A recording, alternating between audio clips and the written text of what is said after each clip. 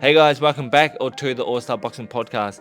If you're new to the podcast, make sure you subscribe. If you like this episode, make sure you smash the like button and let us know who you want to see next, and we'll make that happen. On this episode, we had Coach Benny, Coach Paul, and our young gun Jye Dixon. He just got back from Colorado Springs in the States. He fought in his first elite tournament, and he came back with a bronze medal. The kid's gifted, he's going places, 6-time Queensland and 6-time Australian champion. He placed 5th in the 2022 Youth World Championships last year, so he really has a bright future ahead of him. And I wanted to sit him down and see what's going on. He's got another international fight this week, so let's see where he goes. I know he's got a bright future, so I'm excited for this episode, and enjoy.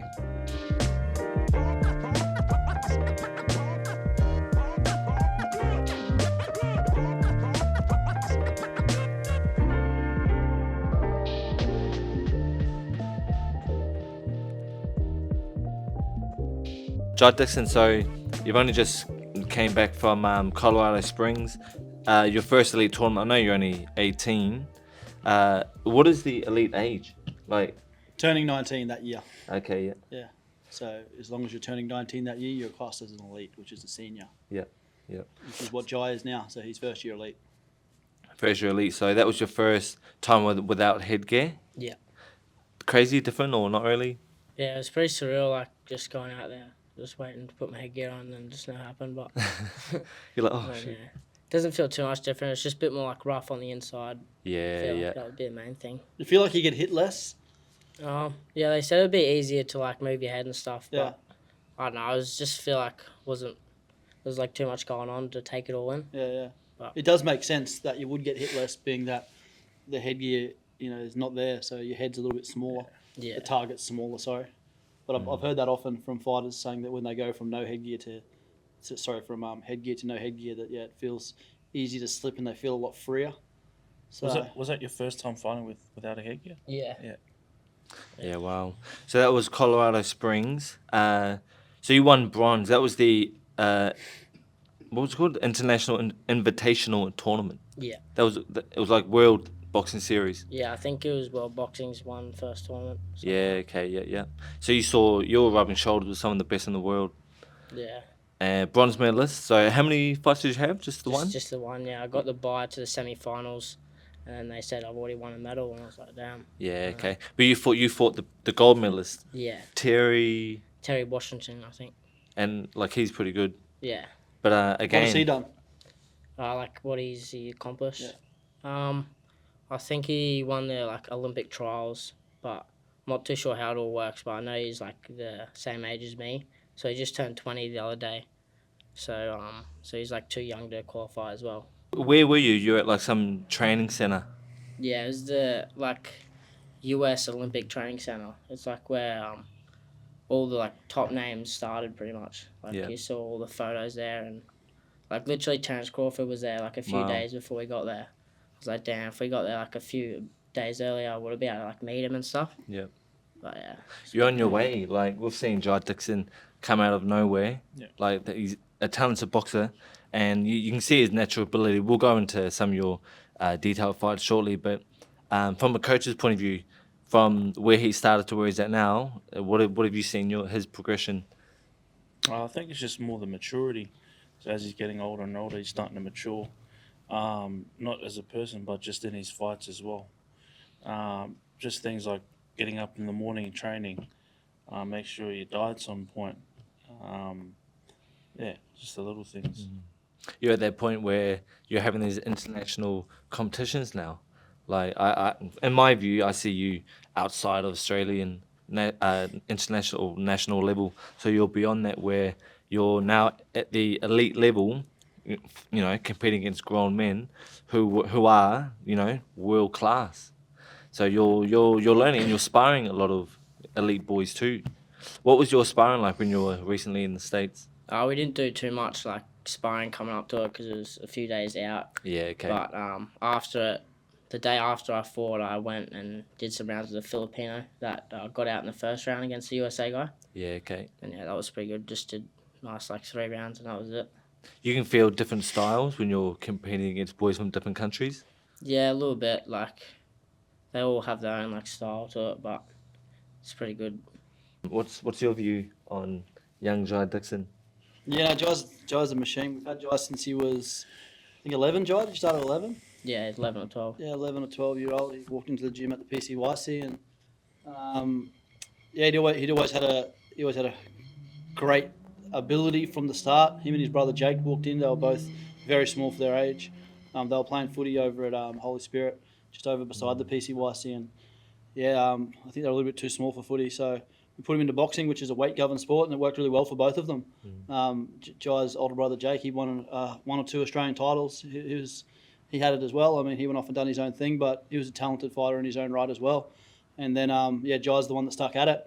Jye had a little bit more hand-eye coordination than Jake. Jake was very strong, as is Jye, but yeah, we had him from very young. And the thing with Jye is, when we started out fighting Jye, he always was giving away weight.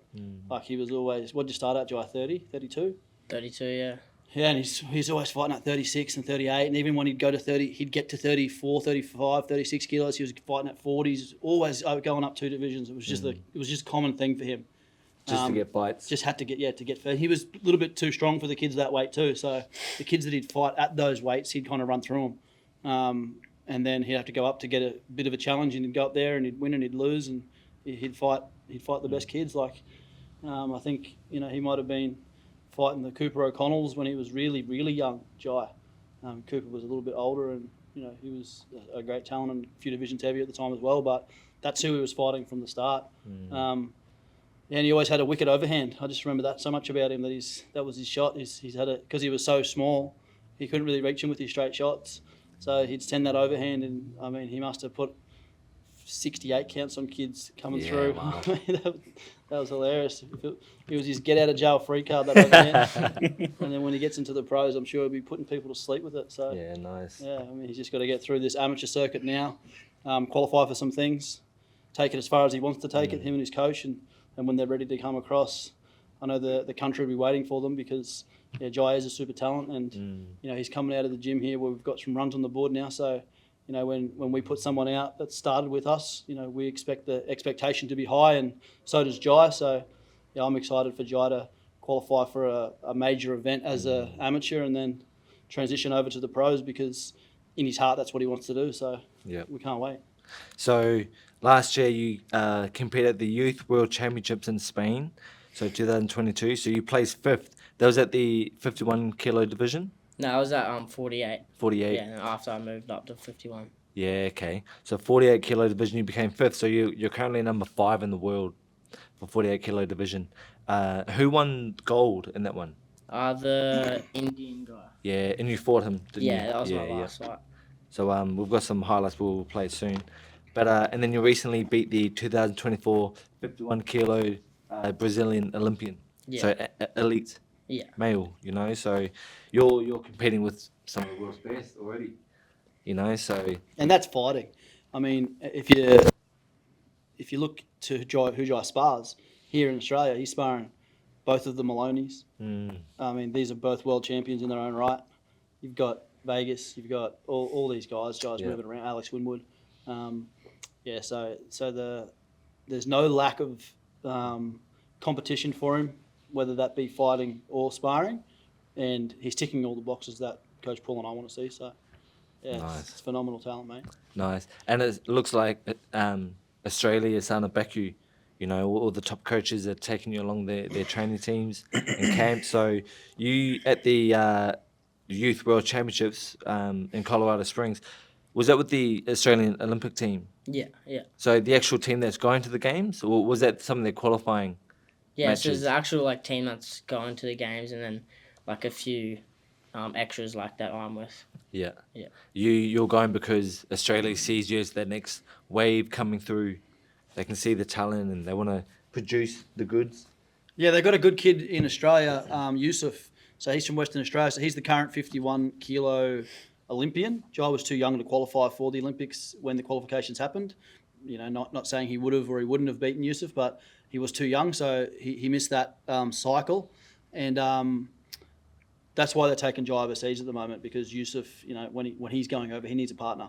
So he needs someone that size. When you're traveling around the world, you can't bank on the fact that you're going to have someone that size, or any size really. You just want to make sure they always have partners, and they also get to develop Jye at the same time.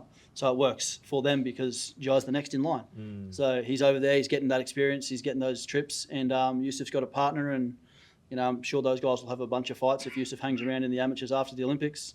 But he's Jye's next in line. So yeah, nice. Yeah. So we'll go through some of these little highlights. One photo is with Freddie Roach.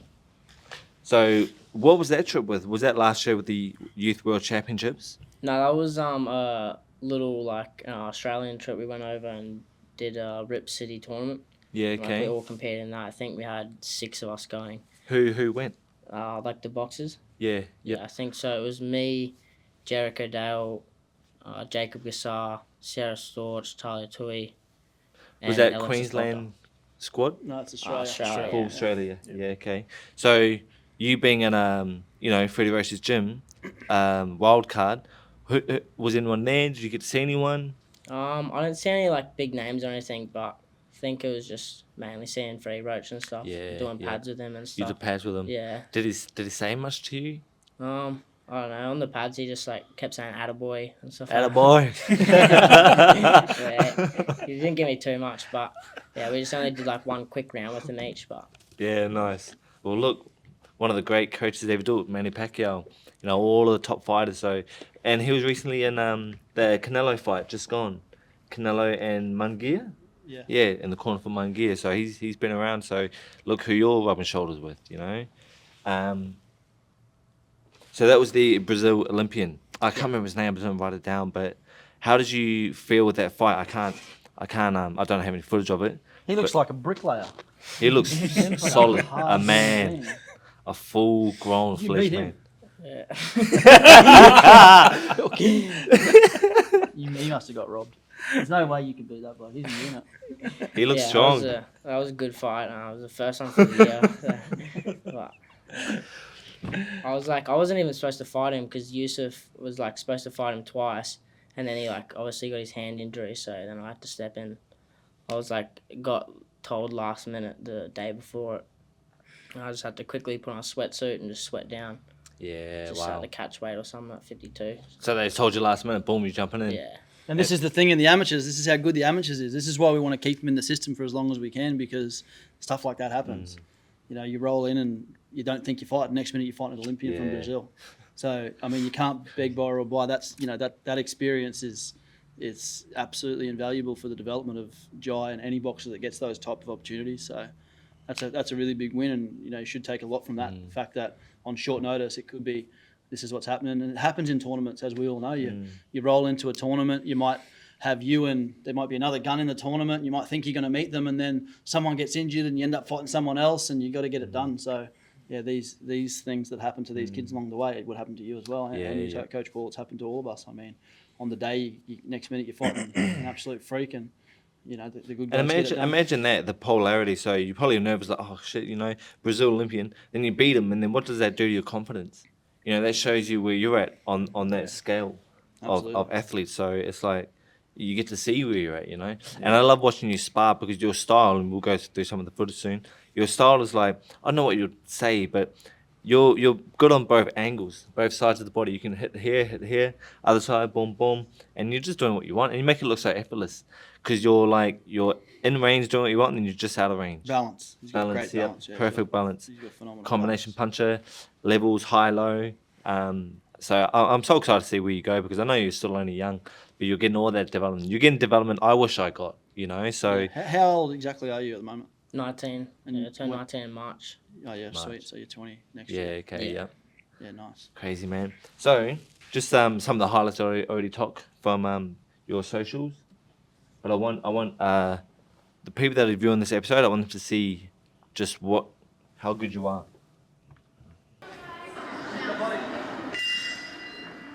This was Golden Gloves, I feel.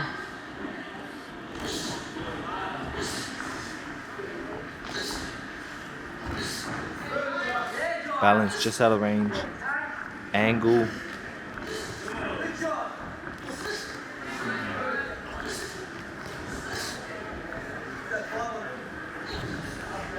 Reaching out to the body.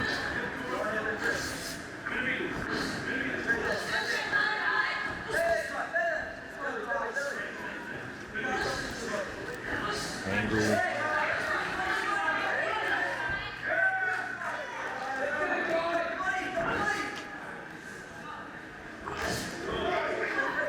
Jye's also very strong for his weight. He's a big puncher for someone in the 51 kilo division, that's for sure.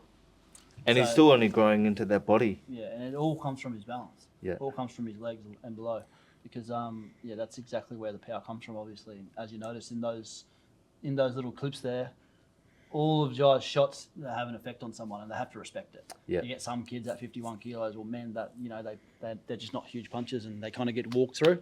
Where Jye's the opposite. He's the one that can walk through people because he's the tank. Yeah, tank. Tank. That's the one, man. And that's it, eh? If you're like, you've got perfect balance, your combinations are just flowing, but then if you got the power to go with it, it's like, man, Yeah. how do you deal with Well, that? you don't get bumped off balance. That's the Yeah, problem. okay. You can be very brave and you can jump in and you can have a dig, but if your legs aren't there, you're getting pushed around.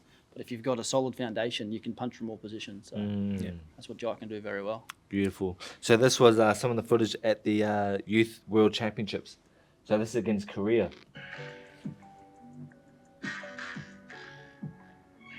Was that your first fight, Joe? Yeah. Yeah, first one with Korea. What was that like?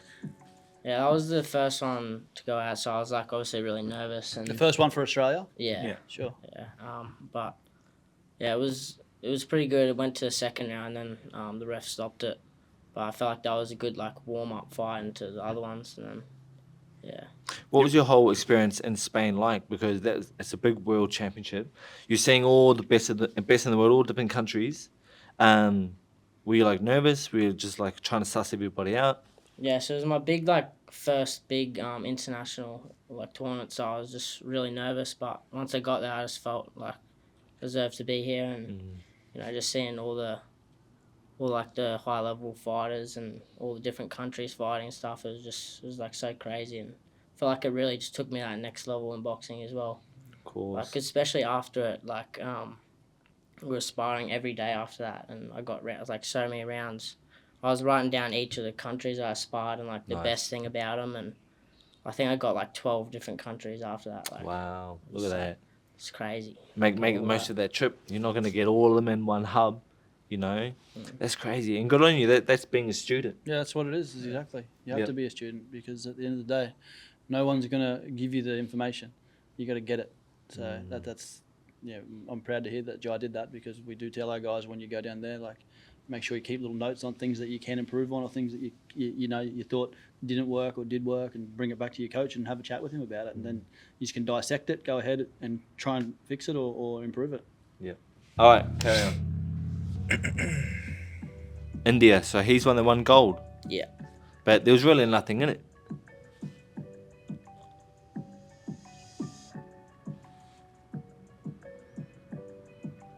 This was a really good fight. Yeah. These guys are both super talented. Boom, look at that. So that was that. Coach Paul, when you're watching him compete over in the Worlds, because you're obviously here, Jye's over at the World Championships with the Australian coaches. When you're watching, and it's different time zones, what are you feeling? I was nervous at the time. That's where it's difficult, because you've got your club coaches that you've got the relationship with in the trust, and then when the club athletes go to the national teams and with a coach that's not really knowing you as much as the club coaches do you feel there's a bit of a gap between... No, just when I watched that fight, he looked a bit nervous. Do you think that was it? A bit nervous? Yeah, felt like I was definitely overthinking it stuff Yeah. before it. Watching him and stuff and seeing it's a bit sharp and fit. No, if I can remember, I think you were the last one out of the lot to fight, right? Yeah. Because everyone was out, and then he was the last one to okay. jump in, so it's pretty much the It's pressure. all on his shoulders. Yeah, that's you it. better do good for Australia, boy. But but it's good, because then you get that experience too. Being up against, whenever you see all your teammates out and you're the last one, it's like, shit. I'm up against it, sort of thing. You got Crazy. to learn to get through it. Crazy. And that was pretty much it for the video, I think. What's next? Jye. He's the man. Yeah, that was it, I think. Just put this in. Looking good. World level.